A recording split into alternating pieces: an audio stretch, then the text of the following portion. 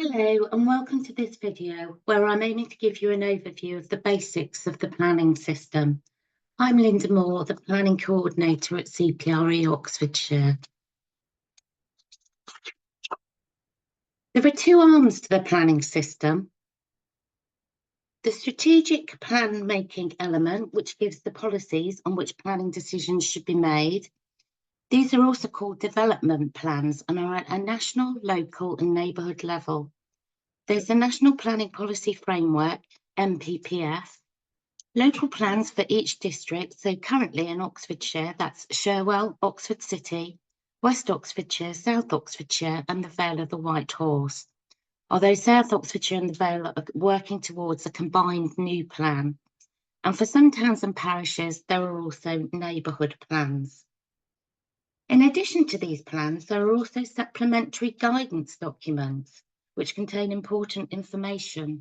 For example, the supplementary guidance to the NPPF gives the recommended methodology for assessing the housing need in any area. The other arm is the decision-making element, which is the development management or planning application process. Looking at the development management applications in a bit more detail, the primary one, which most people are most familiar with, is the planning application.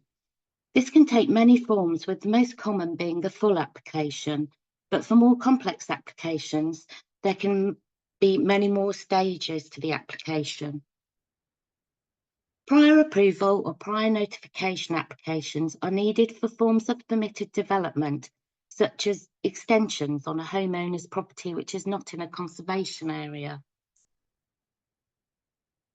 And finally, certificates of lawfulness, which are recommended to be sought by development projects within permitted development right areas. I'm going to focus on planning applications. So let's look at the steps in a planning application. For larger projects, there'll be a pre-application request and a public consultation. This is an important stage to get an early view of the plan and start to decide on a plan of action. A planning application is then submitted, and sometimes this is the first step in a smaller application. There will be a 21-day period of consultation. It's important to note that only neighbours and statutory consultees will always be consulted. A statutory consultee is a body who must be consulted if the development may impact them. So things like the Highways England if the development has an impact on a road, or Sports England if it involves a playing field, and Environmental England if there's an impact on the environment, like it's near a river. CPRE Oxfordshire are not statutory consultees, and we rely on volunteers to flag up planning applications to us in order that we can comment. A decision will then be made on the application. The vast majority of planning decisions, 80 to 90%, will be made by the planning officers in the various county districts. Only around 10 to 20% will go to a planning committee, where the committee will vote on an officer's recommendation.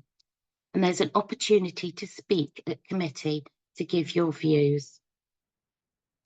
Following a decision, there could be an appeal or need for planning considerations, for example, a consideration which requires more hedgerows or a review of the lighting. And the whole process can loop around many times, and some larger schemes are still being considered some decades later.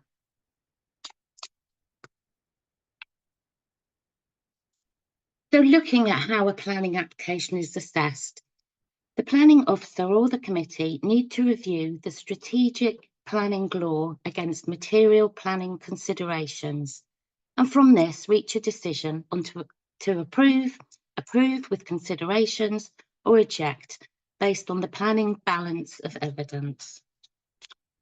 So what are material considerations?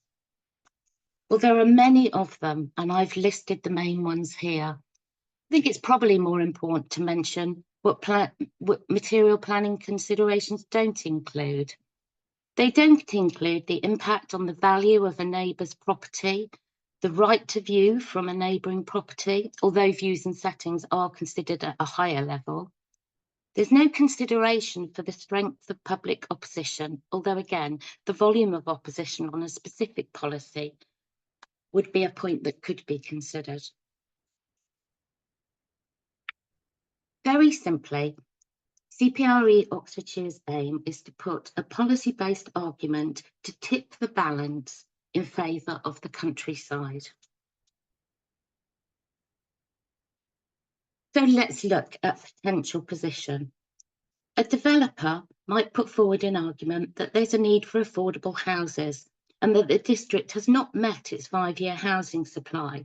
This is an obligation that a planning authority has to prove that it has a plan of sites which can deliver the houses needed over the next 5 years.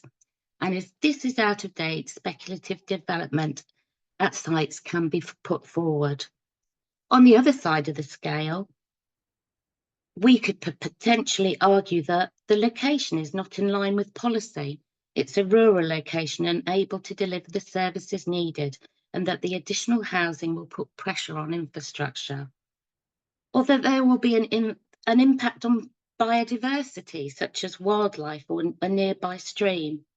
We need to argue to tip the balance in favour of the countryside. So where can policy be found? I've listed here the links to the NPPF and the local plans. So I suggest you pause the video at this point and make a note of your own local plan. The policies covering these considerations you may wish to argue against are many and vary slightly by district. So I'm not going to attempt to go into them within this video, but do search your local plans on keywords to find policy that will support you, or contact us and we'll be able to help and advise. We hope this video has given you an overview of how planning works. We'd love you to join us to help protect the countryside of Oxfordshire, and you can contact us by any of the means I've put up here on this slide.